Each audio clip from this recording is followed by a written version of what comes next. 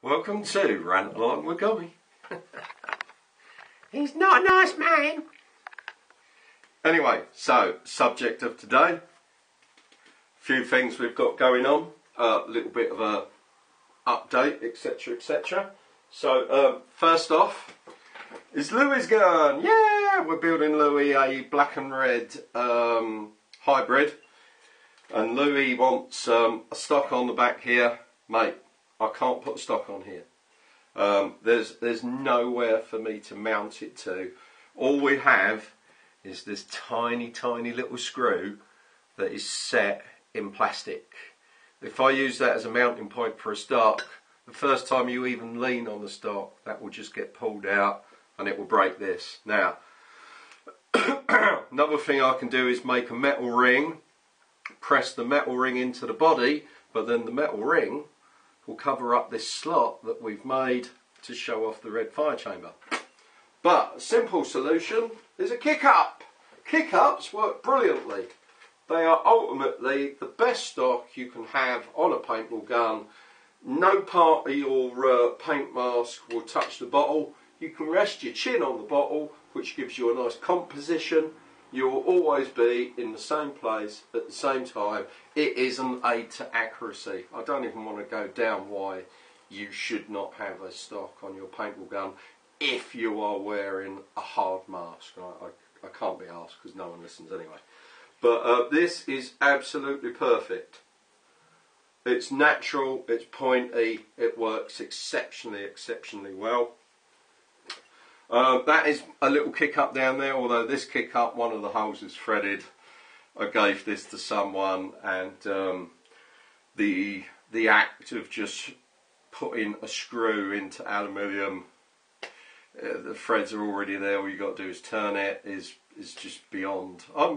What is happening to men? What is going on, man? Anyway, enough ranty. So I've got a red tip. Can't do anything about this. Remember the difference between this and an SP1. So on an SP1, this whole section slides out. So that when it slides out, I can mount that in a press, and then I press this in.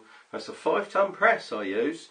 If I use a 5-ton press on this, it would collapse the entire body. So I have to use a different feed neck. It will eventually get this big black neck on it, but I need to machine this to fit onto here. Okay, so that's that done. All I've got to do now is for this is get the board reprogrammed, do the plumbing. This is pretty much ready to go.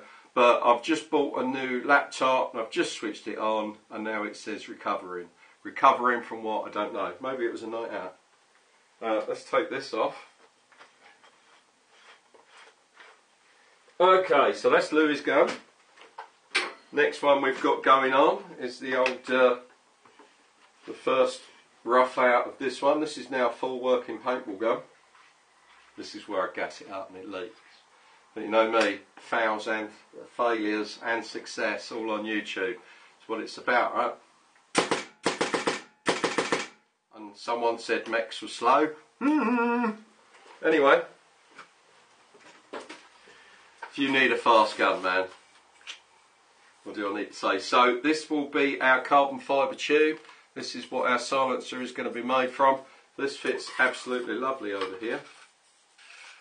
Look at that. In fact, I might just expose, because I think it looks better with that little bit exposed there. Yeah, obviously it won't be that long. It'll only be as long as the barrel, yeah, before the numpties start getting on the channel and leaving numpty comments and incriminating themselves that they are indeed numpties. A lot of these numpties are overseas. It's weird that, isn't it?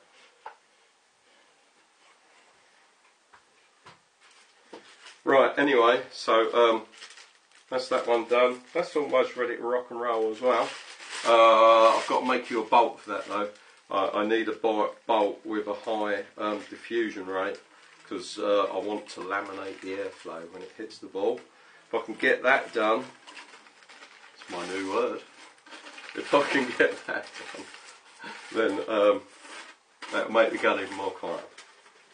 And that is the name of the game. So next one, back to Louis again. Louis gave me a Tippmann 98 to do for him, and this was one of these weird ones where if you get a blockage, the bolt doesn't go forward and stuff like that, etc, etc. Normally you would have a hammer in here. Hammer, hammer, hammer, hammer, hammer. In fact, what we're going to do now, I'm going to take the camera and show you this from a bird's eye view. Okay, so you have the hammer, right? And you have a conventional cocking spring at the back, but also on the top is a secondary spring. When Mr. Louis sent me this gun, it didn't have that secondary spring in, so the bolt at the front was not connected to the hammer, which makes life exceptionally difficult, which means you can't run the gun. So what I've had to do, now why couldn't Tippmann just do this in the first place? Well, Tippmann, what are you doing, man? This is just such... My 9-year-old daughter could make this. And I just give up. Anyway, so that's done. Then our Louis wanted he wants a regulator on this, so I've had to do it this way instead of using this piece of kit that goes here. Why is that, you say? Well, normally on these main valves you have a gas hose that screws in, yeah? Tippmann, in their infinite wisdom, use a compression fitting. A compression fitting on a paintball gun. Now you notice at the end of this fitting has no thread. Am I getting through to you on this? Yeah, there is no thread. So how does it go into the valve? It doesn't. It just pushes against it tightly, and fingers crossed they hope it's going to seal. Man, I'm lost for words, man. I don't know who you've got working for you, Tippy, but sort it fucking out. Next thing I've done for you, Louis, this is your rear stock adapter plate. This is for a folding stock. Obviously you know that this goes in there, right? As you can see in the centre there is a spring adjuster which will change the tension here. You move the bolt in and out, and then what I've also done is a couple of different length bolts. So you've got long, short and thin and fat and whatever to give you your various different tensions on the mainspring, okay? Then this is the other thing. Looks like it's broken, right? No, that's how it's actually designed and made. Now, the only thing with this is, because Tippmann used such piss poor metal, as soon as I touched this with some machinery, the metal just broke. It just snapped away before my very eyes.